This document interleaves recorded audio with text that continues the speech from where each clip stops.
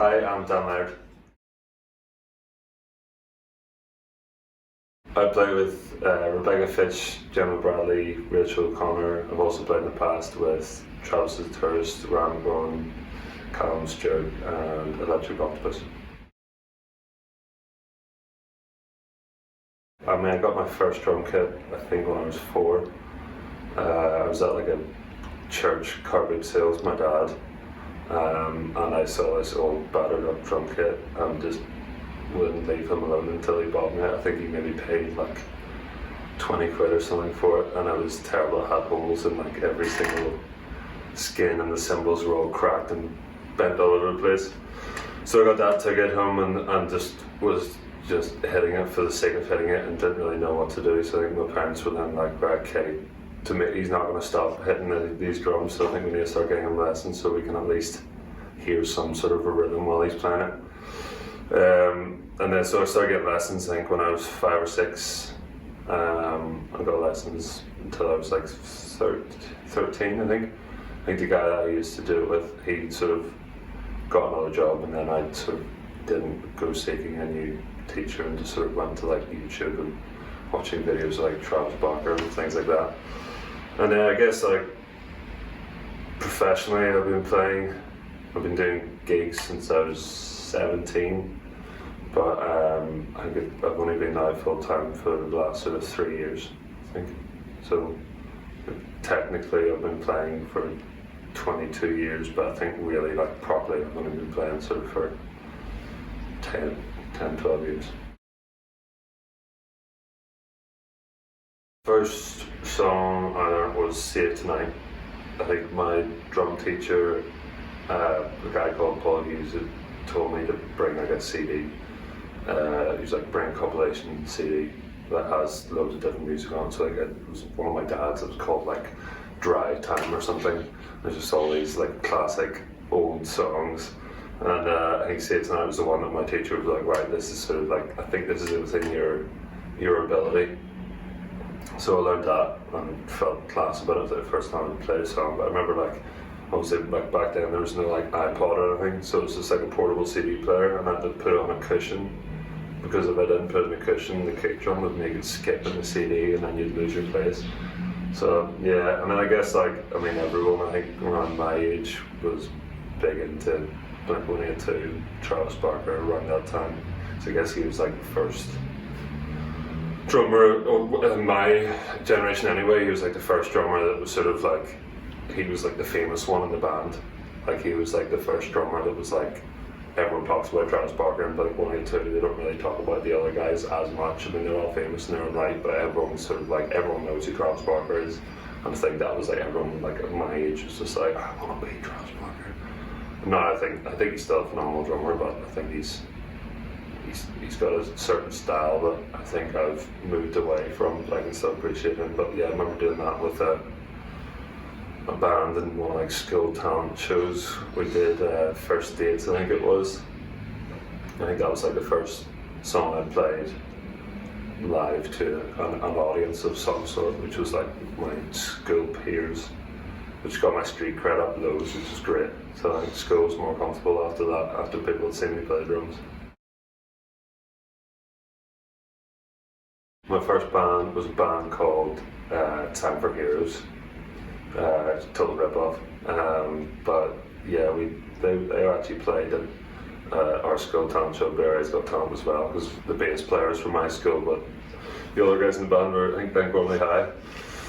And they had like a drummer at the time, and then for whatever reason he fell out of favour, and I think because I'd been playing at that as well, they'd seen that I could play drums, and then they asked me to play drums, so we ended up going on and recording an EP with this guy like at a farm club, like essentially ripped off.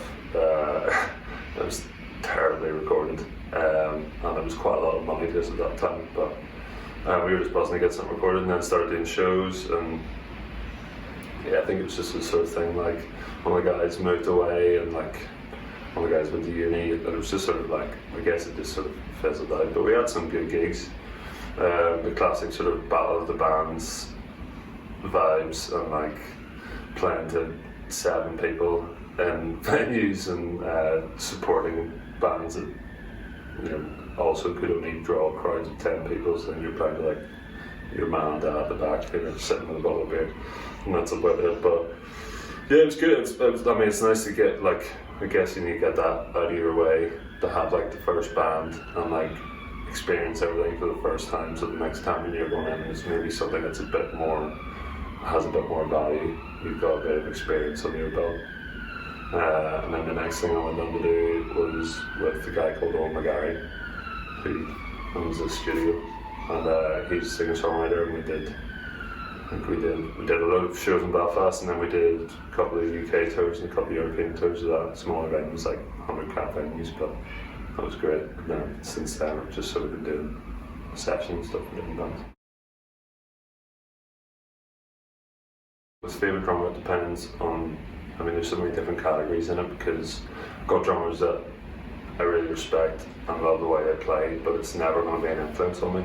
I don't think it's like there's Jason Thomas, JT Thomas, he plays for like Snoggy Puppy and Black Hole Fort, and he's like super gospel chops, vibes, and literally do a whole set, which is a fill, and it's very impressive, and it's great to hear, and it fits in a place, but it's just not going to be something that I'm ever going to take from, the same way like Aaron Spears and Eric Murr, like they're both savage drummers, but it's just not something that's going to influence me.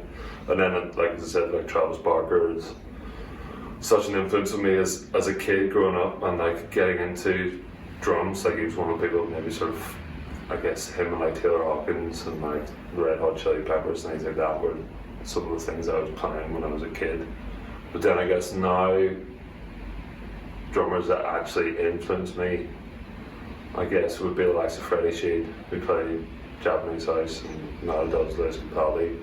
I don't think he gets to express himself the way that he would like to in the Lewis Capaldi show, but like on the Japanese House stuff, it's just like so drum orientated, and just really like, because he's just so tight and has such a lovely feel for the kit and feel for the sound, and I think that makes a big difference. And then other drummers, I guess, like people like Chris Mass, who plays for Mumford and Sons. He's now just super solid player.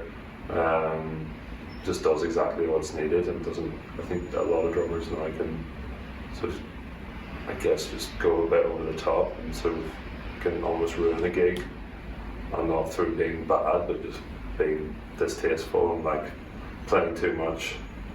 I mean, we all play too much sometimes because it's good fun, and you've got to throw in those fills at some point. But yeah, I think like those two, and even like Joe Clegg, who's on the Ellie Golding gig. I mean, I don't know. I mean, I've heard stories of him and like just putting an immense amount of detail into the live set, and like having like loads of different snare samples for the one song for each hit, because he's just such a perfectionist in like getting those sounds right. And he just has a lovely feel for it as well. And I think that's like the most important thing for a gig. Like, you can have chops and you can chop for days, but I think you gotta fit the vibe, or sit into the groove a bit more. I think some people sometimes try and do a bit much, and I put my hands up, I've definitely done that before.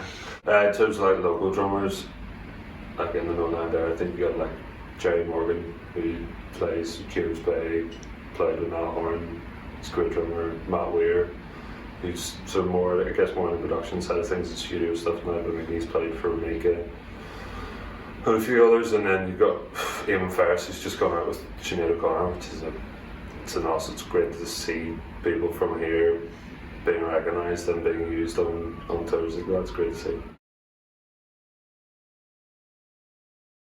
I mean, one of the standout ones, I guess, would be like earlier this year, Rebekah Fitch, fair play to her, took a risk and booked out the Mac, like the main room in the Mac,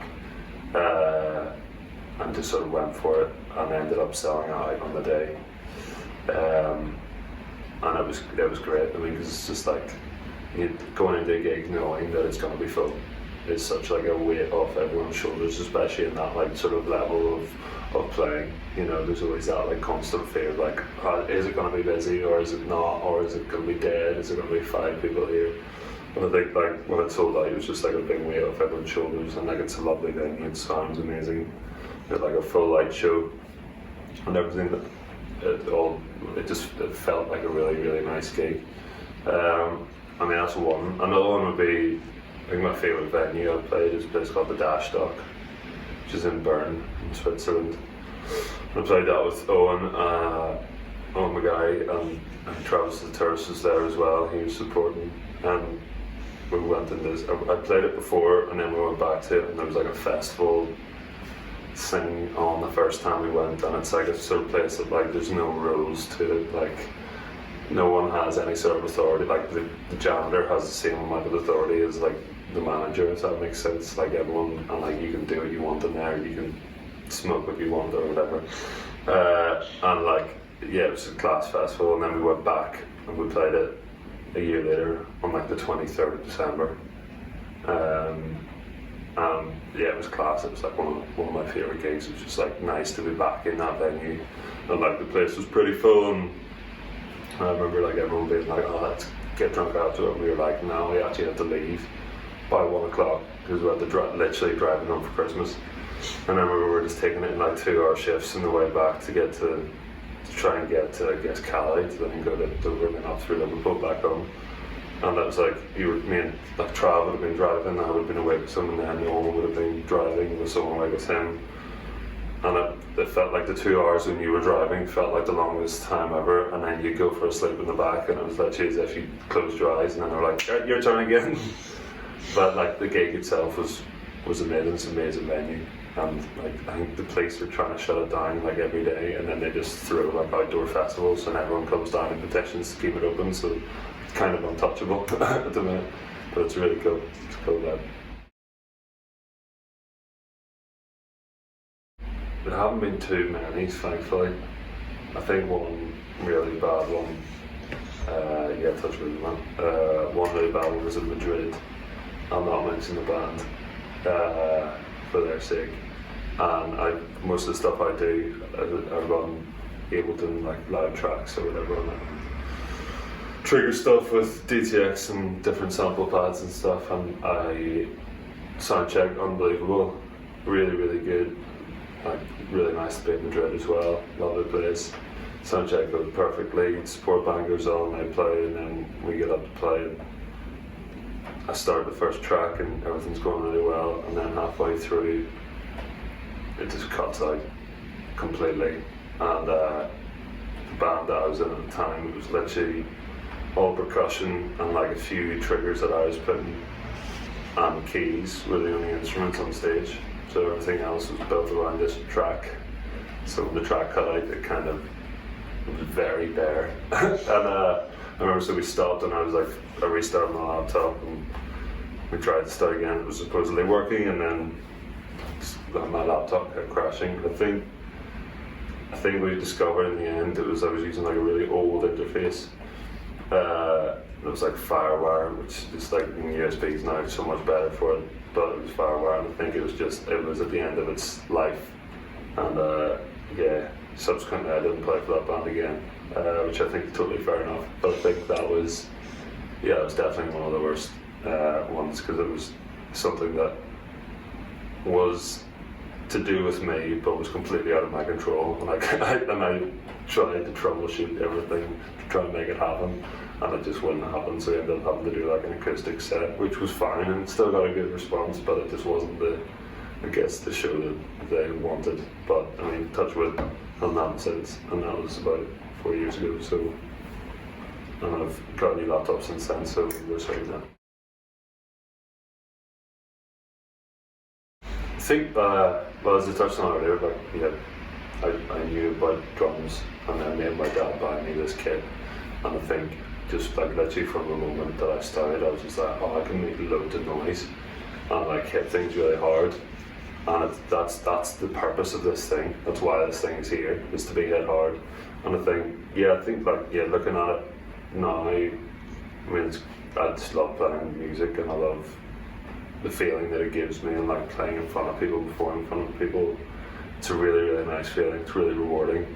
And then everyone goes through struggles mentally, especially as a musician, because it's just, I mean, you can be at a high 1 second and then be the lowest of the low the next second, and it is like a really nice release.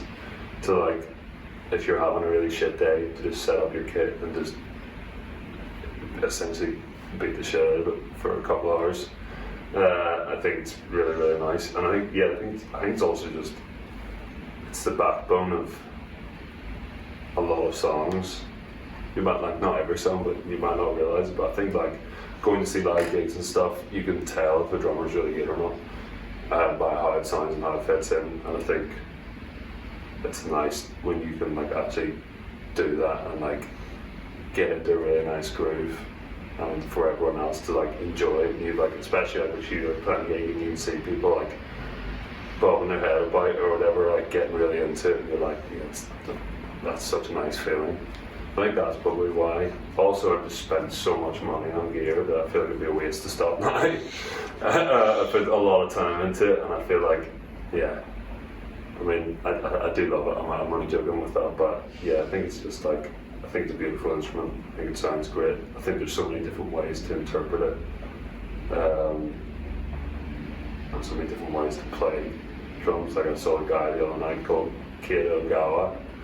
He's a Japanese guy, and like he literally did a drum solo with like squeaky toy pigs and like incorporated it with a kit, and like just like see it. It's amazing seeing it a different way. I think the reason why I keep playing is because I keep finding new things and keep finding, I guess, like different ways that different people play it and interpret it, and I think that's like exciting for me. That it's like even after all this time, there's still, the boundaries still haven't been hit with it, and I think that's what kind of keeps me going, and like I know I'm never going to be as good as I want to be, and I think that's a pretty awesome thing. Yeah, well, Rebekah Fitch actually has a couple of shows. She's playing in the Empire, I believe, on the 26th, and then we're playing in London the day after, which should be good, and then playing with Gemma Bradley at Other Voices in Dingle, which is very far away, but it should be a really good show. I think that's like 2 days after that then, so it's going to be a bit of a mad week. And then I guess, well, another exciting thing for me is I'm moving to London in January, so, which is both exciting and absolutely terrifying. Finally taking the big move and going to have to realise I'm going to be skint for a while, which is going to be an adjustment to get used to, like. But yeah, those are the shows I've got coming up soon. So come down if you fancy it.